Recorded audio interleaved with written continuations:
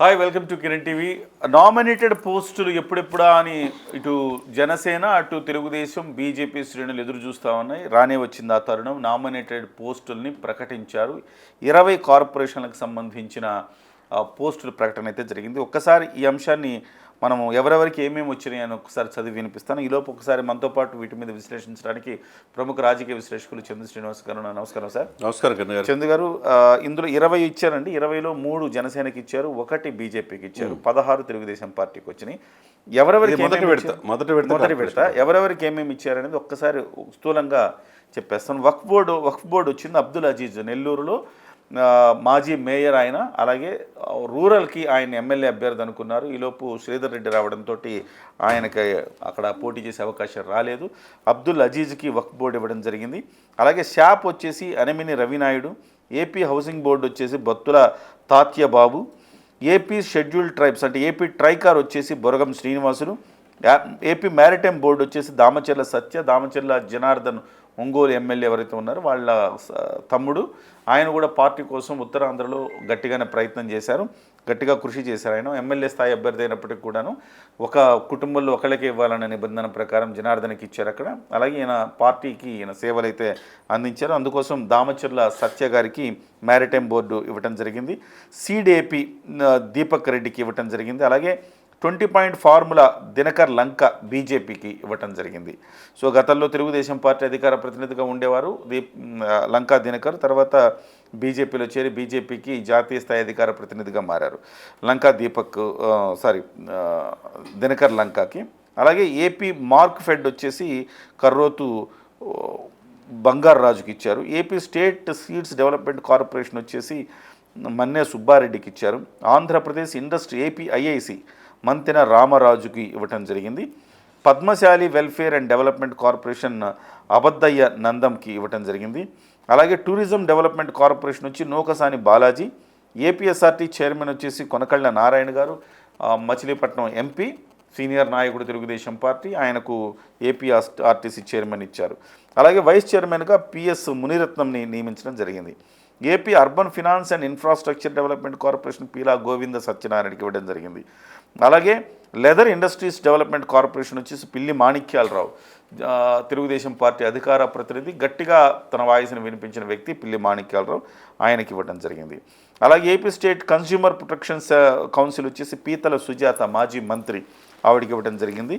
AP micro small and medium enterprises development corporation APMSMEDC అంటే చిన్న తరహా మధ్య తరహా పరిశ్రమలకు సంబంధించిన కార్పొరేషన్ని తమ్మిరెడ్డి శివశంకర్ గారు జనసేన పార్టీ, జనసేన కోసం గత 6-7 ఏళ్లుగా అవిరళమైన కృషి చేస్తున్న వ్యక్తి.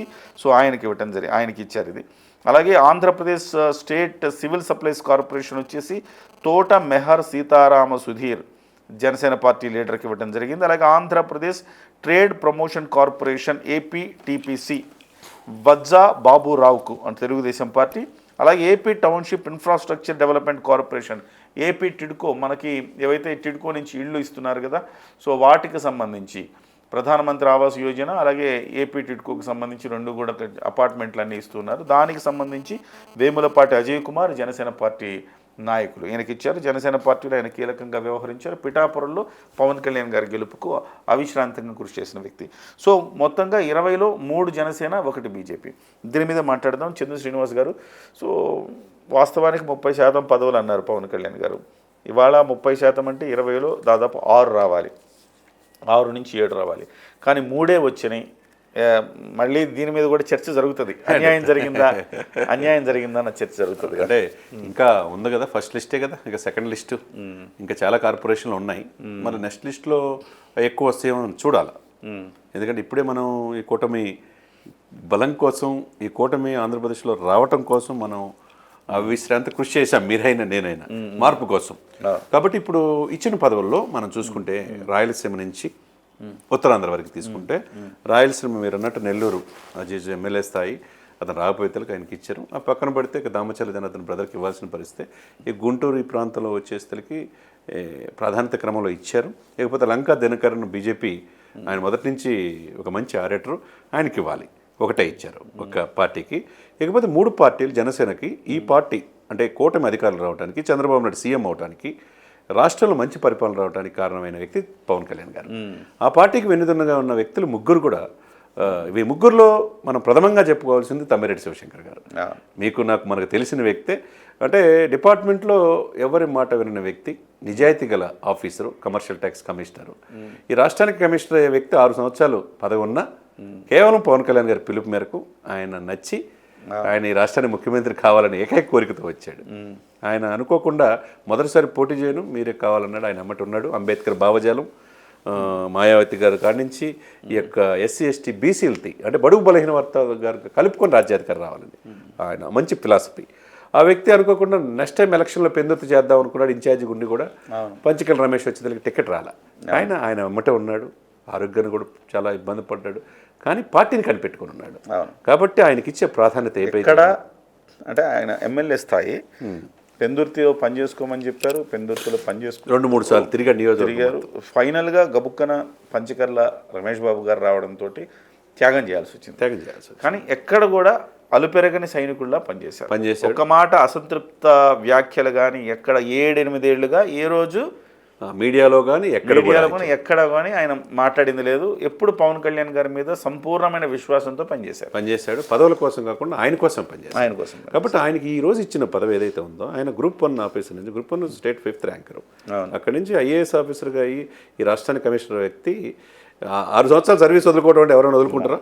అవును, అంతే. ఆయన దానికి ముందే ఒక అకాడమీ పెట్టి దాదాపు 100 మందిని ఉభయ రాష్ట్రాల్లో గ్రూప్ 1 గ్రూప్ 2 ఆఫీసర్ని చేశాడు, పేదవాళ్ళని. అటువంటి మంచి వ్యక్తికి ఈరోజు ఇచ్చిన పోస్ట్ ఏదైతే ఉందో, పూర్తిగా చదవండి ఏపీఐసి అంటే రాష్ట్రంలో ఉన్న సూక్ష్మ స్థూల స్మాల్ అండ్ మీడియం అన్నమాట. ఆంధ్రప్రదేశ్ సూక్ష్మ చిన్న తరహా మధ్య తరహా లఘు పరిశ్రమలను అభివృద్ధి చైర్మన్ గా అది చాలా పవర్ఫుల్ పోస్ట్. ఈ స్కిల్ సెన్సెస్ మీకు ఇంకొక మాట చెప్తున్నా, ఈయనకి ఇదే తీసుకోవటం వెనుక కూడా పవన్ కళ్యాణ్ గారి వ్యూహం ఉందని నేను అనుకుంటున్నాను. డెఫినెట్గా అండి. ఎందుకు అంటే పవన్ కళ్యాణ్ గారు ఏమంటూ ఉంటారు, 25 కేజీల బియ్యం కాదు 25 సంవత్సరాల భవిష్యత్తుని ఇవ్వాలని నేను వచ్చాను రాజకీయాల్లోకి అంటూ ఉంటారు. 20 సంవత్సరాల భవిష్యత్తుని ఇవ్వడం అంటే ప్రతి సందర్భంలో ఆయన స్కిల్ ఎవరికి ఉందో ఎంపిక చేయండి, వాళ్ళని వాళ్ళ కాళ్ళ మీద నిలబడుకునేలాగా చేయండి. ప్రతి చోట 10 లక్షలు ఫ్యామిలీలో ఒకరికి ఉద్యోగం వస్తే ఫ్యామిలీ బాగుంటుంది. 10 మందికి 10 లక్షలు ఇచ్చి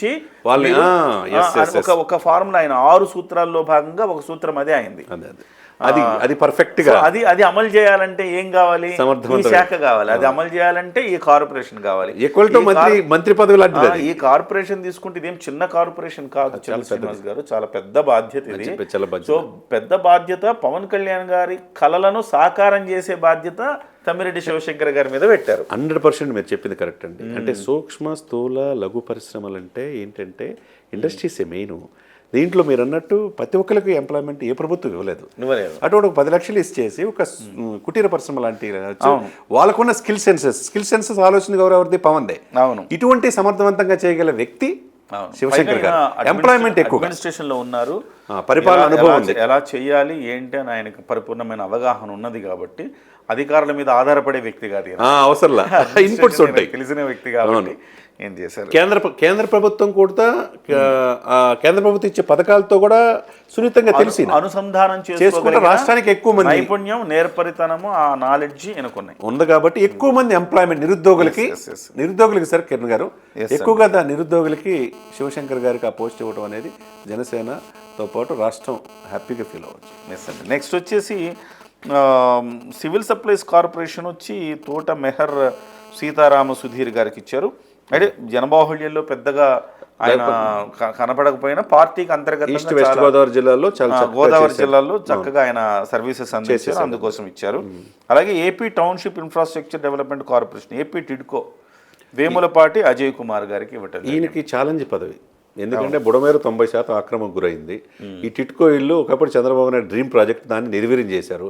6 లక్షల ఇల్లు అని 60,000 కూడా ముంపు ప్రాంతాలు ఇచ్చారు తప్పితే మన బుడమేరు పొంగితే ఏమైందో మనకు తెలుసు. ఇప్పుడు ఈ అన్యాక్రాంతమైన ఇది చేసుకోవడంతో పాటు టిట్కో చాలా కీలకమైనది ఈ యొక్క బాధ్యత. చందు శ్రీనివాస్ గారు, నేను పిఠాపురం వెళ్ళినప్పుడు టిట్కో ఇళ్ళకి మీద ఒక స్టోరీ చేశాను, మీరు చూసారో లేదో. చాలా దౌర్భాగ్యమైన దయనీయ స్థితిలో ఉన్నారు సార్ టిట్కో ఇళ్లలో నివాసం ఉన్న వాళ్ళు. మీరు కొత్తగా ఏదైనా నిర్మించాలి అనే దానికంటే అనేది ఈజీ, దేనికితో కంపేర్ చేస్తే ఉన్నదాన్ని రిపేర్ చేయడం కంటే కూడా కొత్తగా నిర్మించడం ఈజీ. అవును, దీంట్లో పెద్ద తలనొప్పి ఉంటుంది. ఎందుకంటే 5 ఏళ్ల పాటు దీన్ని నిర్వీర్యం చేయడం వల్ల నాశనం చేశారు టిడ్కో ఇళ్ళని జగన్మోహన్ రెడ్డి ప్రభుత్వం. వాటన్నిటికీ మరమ్మతులు చేసుకోవాలా, కొత్త ఇళ్ళని నిర్మించాలా. నెల్లూరులో మీరు వెళ్ళేటప్పుడు హైవేలో చూస్తే కళ్ళు చెదిరిపోతాయి మీకు. ఈ టిడ్కో ఇళ్ళు అంటే ఇంత బాగుంటాయా, ఇదేదో అపర్ణవాడో లేకపోతే ఇంకొకడో మై హోమోడో కట్టినట్టుకుంటే అపార్ట్మెంట్లు చూడటానికి బయట నుంచి. చాలా చక్కగా మంచి ఆలోచన, చాలా మంచి ఆలోచన, మంచిగా అమల్లోకి కూడా తెచ్చారు తెలుగుదేశం ఉన్నప్పుడు. కానీ ఇప్పుడు ఈయనకి ఒక సవాల్ అని చెప్పాలి. దీన్ని మళ్ళీ పూర్వవైభవం దీన్ని డెఫినెట్గా ఈయన చేయగలడండి. ఈయన జాతీయ జనసేన అధికార ప్రతినిధి, చాలా భావజలంగా వ్యక్తి. అంత క్రమశిక్షణ కమిటీ కూడా ఈయన ఉన్నాడు. అది కాకుండా పవన్ గారికి, ముఖ్యంగా నాగబాబు గారికి అతని సన్నిహితుడు. పార్టీకి కష్టకాలం మీరు అన్నట్టు పిఠాపురంలో ఎలక్షన్ అయిపోయేదాకా ఉండి పార్టీ నాయకుడి గెలుపు కోసం అంతా తానే వ్యవహరించాడు. డెఫినెట్గా ఈయన ఆ పదవికి వన్నీ తీసుకొస్తారు. ముఖ్యంగా అంటే నెల్లూరు వాసి ఈయన అజయ్ వేములపాటి గారు నాకు బాగా పరిచయస్తుడు కూడా.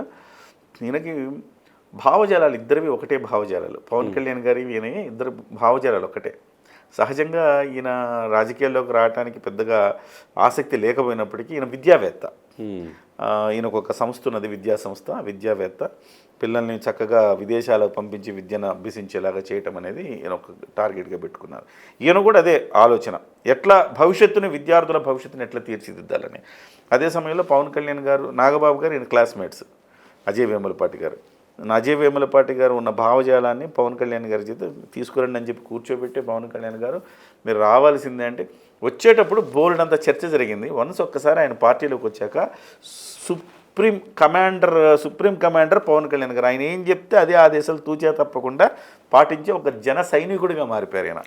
డెఫినెట్గా మీరు ఇచ్చిన ఈ 3 పదవులు తీసుకున్న దాంట్లో ఏదో గోడ మీద పిల్లుల్లాగా అధికారం వస్తుంది అనే ఉద్దేశంతో అప్పటికప్పుడు చేరిన వాళ్ళకి ఇవ్వాల, ఈ పార్టీని కనిపెట్టుకొని చివరి దాకా ఉండే వాళ్ళకి ఇచ్చారు.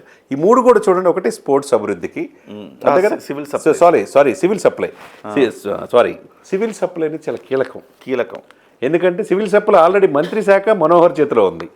ఆల్రెడీ 55,000 మెట్రిక్ టన్నులు మనకు తెలుసు కాకినాడ దూరంపూడి సీజ్ చేసింది.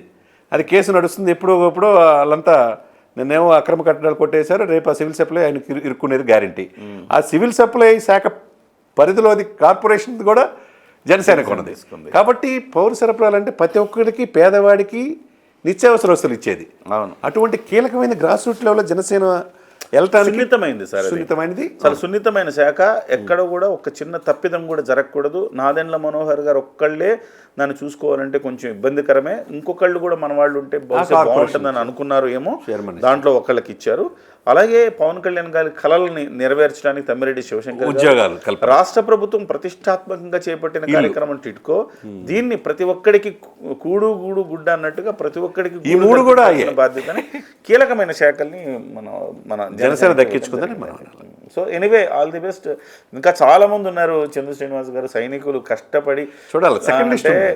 వాళ్ళ ఫ్యామిలీలను కూడా పక్కన పెట్టి పార్టీ కోసం త్యాగం చేసి పనిచేసిన వాళ్ళు ఉన్నారు సార్. వాళ్ళు కూడా సెకండ్ వాళ్ళందరూ కూడా పవన్ కళ్యాణ్ గారు ఏదైతే చెప్పారో 30% నామినేటెడ్ పదవులని, దాన్ని ఖచ్చితంగా నిలబెట్టుకుంటారని ఆశిస్తున్నాం. చాలా మంది ఎదురు చూస్తున్నారు, యువకులు, ఉత్సాహవంతులు, తప్పకుండా చదువుకున్న వాళ్ళు సార్ అందరూ. అదే ఎవరైతే సమర్థవంతంగా, మీరు ఫక్తు రాజకీయ నేపథ్యం ఉన్న వాళ్ళు కాదు వీళ్ళందరూ. జనసేనలో జన సైనికులు సార్. ఇప్పుడు అడుగుంటే వీటిలో కొనకల నారాయణ ఎంపీగా చేసిన వ్యక్తి, అవును, పాప సమైక్యాంధ్ర కోసం పాప దెబ్బలు తిన్న వ్యక్తి. అవును, ఆయనకి ఏపీఎస్ఆర్టీసీ చైర్మన్ ఇచ్చారు. గొప్ప. అవును, అంతే కదండి. అంతే.